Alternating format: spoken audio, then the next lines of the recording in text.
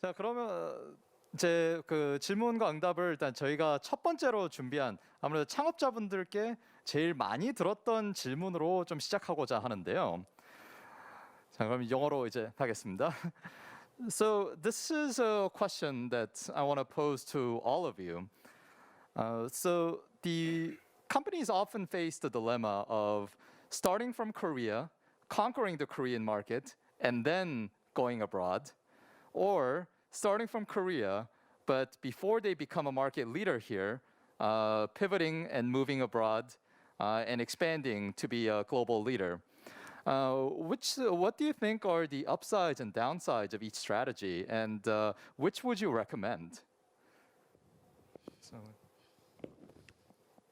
I can give some comments initially here, and I'll probably echo again what many people have said already, but I think it largely depends on the nature of the business and the company.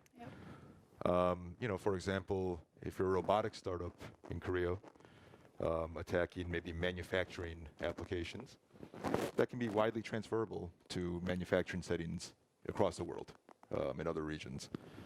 If you're a consumer, a D2C consumer company providing some type of service through an application, there may be a lot of different cultural tendencies and so forth where you really need to lock down that, again, product market fit for whatever audience or geography you're going after. So I think, the entrepreneur needs to think carefully about this question. But a lot of it depends on the nature of the business, what domain it's in. And end of the day, I'll sound like a broken record, but product market fit is everything when it comes to being able to get customers. And so that should always be the number one objective in the mind of a strong entrepreneur, as they tackle this question of starting from Korea, then going global, or starting global first. Did anyone else would like to chip in?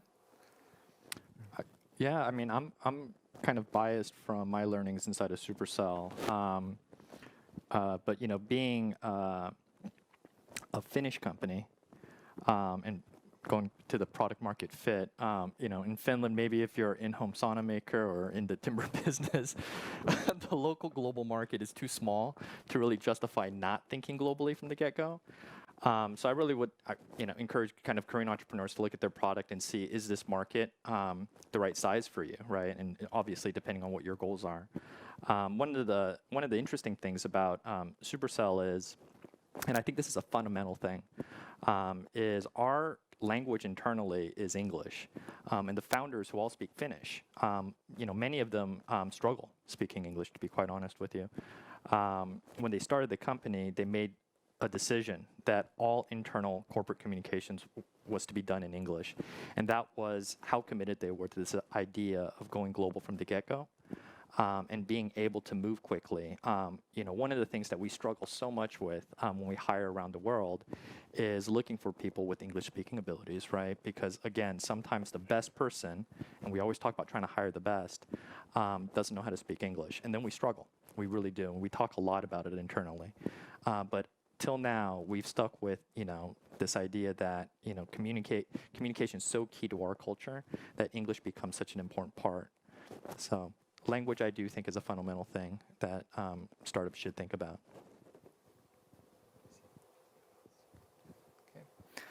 Okay. And when you think about going global and the difficult road ahead for Korean startups, we can learn just as much from failures as we can from success stories. As they say in Korea, failure is the mother of success. So could anyone talk about the failure story of a company that sought to expand globally, and what the main factors behind that failure was? I can talk about a failure. So about a number of years ago, I invested a lot of money in an online game company because I love the online game industry in Korea. And I guess looking back and really simply, one of the things the company did was to look at a large market, look at China, and I was involved with many people to give the company a lot of money. And then they subsequently used that money to build a large office in China and hire a lot of people. And even though I really like Kevin Costner, and for many of you that are older, there's a movie called Field of Dreams, where you said that if you build it, they will come. I don't know if it's a thing in Korea, but I think in many cases, just because you have money, if it looks like it's going to succeed, it's a nice office, you have the open ceiling, you have the restroom and the break room, you have all these employees, it doesn't mean that that is what makes a company successful. On the other hand, even though you didn't ask this question, the most successful companies that I have invested in or been part of that went global successfully was literally a person renting an apartment, running around on their bicycle or using like subway to meet people and try to do things. And so it really doesn't matter what it looks like. It really matters what that person or that team is supposed to do.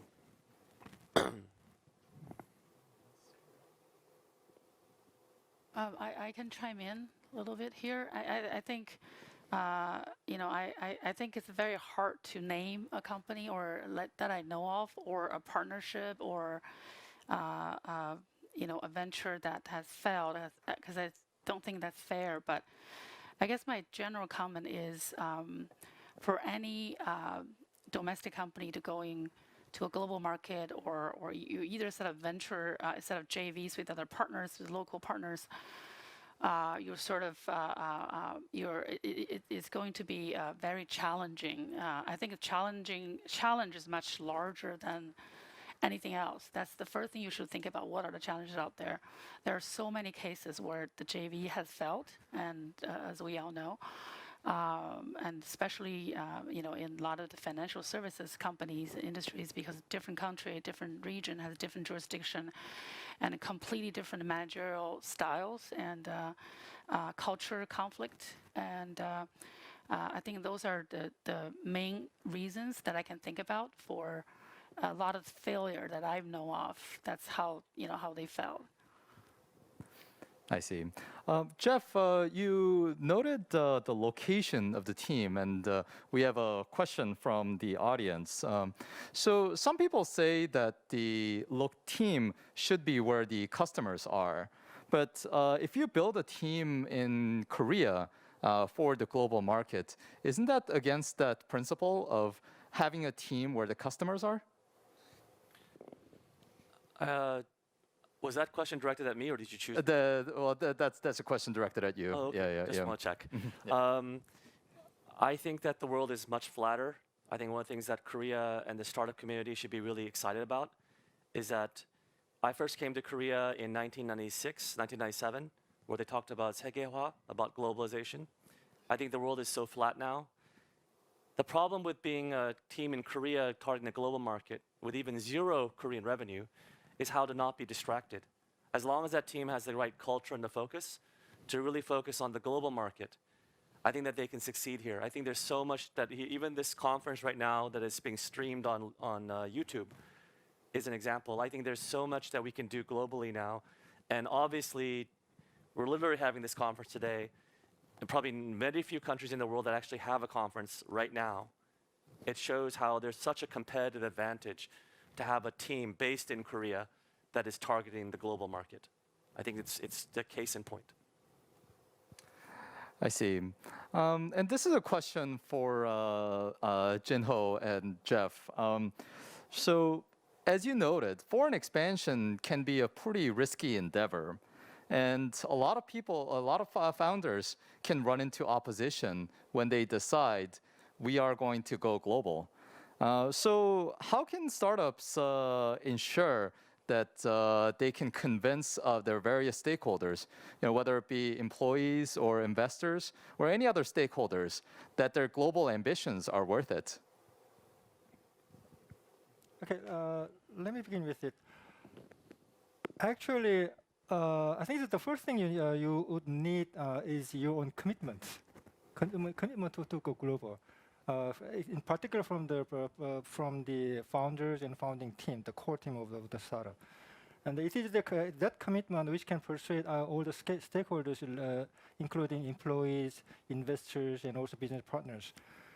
But on top of that, one thing I can point out is that you need to have very strong sponsor outside your company. And in particular, I think that the best type of sponsor who can provide the kind of support are investors. In particular, the investors with a strong global footprint and also experience of supporting the startups going global as part of their portfolio or their past experience. If you look into all your stakeholders who can potentially help your or your startup going global, there's no other stakeholders than the investors who can help more. So I think that it is very important to build very strong relationship and also attain very strong commitment and support from your key investors. Jeff, did you want to add? Really briefly, there's two choices. I mean, one is you burn all the bridges with fire so that there's no other choice but to go that path. I guess that won't last very long because there'll be other problems. But it's worth considering. The second, I think, is much more positive. There's a very famous Stanford professor named, I think he's a professor named Jim Collins, who has a book called Good to Great. You can go to your local 서점 or online bookstore and download that book. And talks about a bus. And first of all, we don't know where the bus is going or who's sitting where on the bus, but who do you want to have on the bus? So when you come to an investor, when you listen to Jinho about the right stakeholders or sponsors, don't just raise that money to achieve that goal to develop that product. I think you need to go the extra step to help people get off the bus. And even if it means more empty, to get the people there that you know they're going to be there for that journey with you. I think that's really important. I think Tina's mentioned that, Eugene's mentioned that, Jack has mentioned that. It's really about that team. Have a very, very strong team that believes in you, that believes in this vision. And I think that is how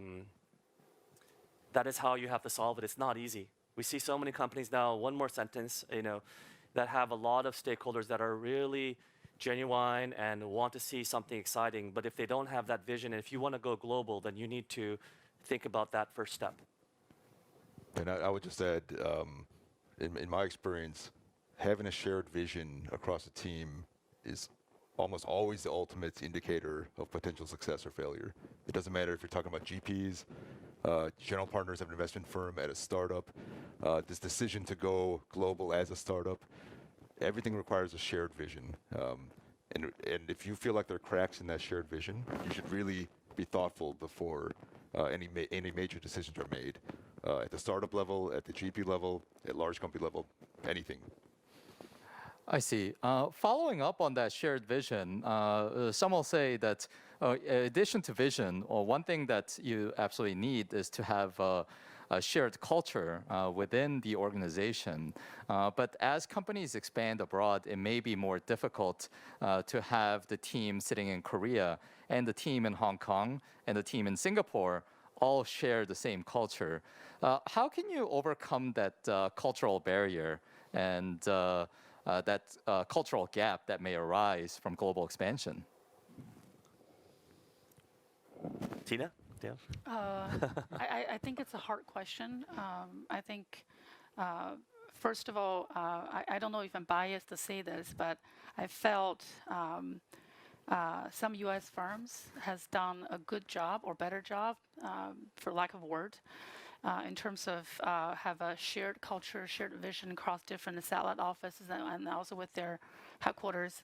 I think it's the point of the leadership. I think the founders or the senior management of the team need to be fully aware of, even you're in the different geographic zones or time zones or different culture, different holiday schedules and all that, but have that inclusive culture is very important, especially for people who, if you headquarters in Korea, then you have a Hong Kong office or Singapore office, and which by nature, I think these are smaller offices and less people, and make sure, the core values and your core, actions are shared and spread across the different offices. Always mindful about there are sales offices out there. I think that's my experience. I see. We are unfortunately running out of time, but Tina, I wanted to give you the last honor of the last question. So speaking from abroad, what do you find most appealing about Korea? What can Korea provide that Chinese, Japanese, or say Southeast Asian startups can't? Wow. I have to say, my experience in Korea since I flew here from Hong Kong has been extremely positive and exciting experience. I think I find people here extremely professional, considering and effective. That's the general sort of my feelings, and I think Korean has a very mature economy. It also has very established, manufacturing, electronic, cultures, consumer brand. A lot of great things to offer, which other countries are still learning. I do feel I'm personally very excited about the venture space here. It's getting to a good point where you see more players, and also the ecosystem, the investment ecosystem is definitely going to more mature, I guess, than maybe 10, 15 years ago. And as you know, the buyout market here in Korea is also very mature already. So there's a lot of companies are ready to moving up to another scalability, or as we talk about, the theme today is going global. So I think there's a lot to offer as a country, as an economy, and as a culture. There's a great culture here. I truly feel that. And go global. Thank you. I hope today's session was helpful to Korean founders who are dreaming big and thinking of becoming the next Samsung or LG or Hyundai and the next global champion. Please give a round of applause to our panelists, a round of virtual applause for our panelists. And thank you very much for joining us today.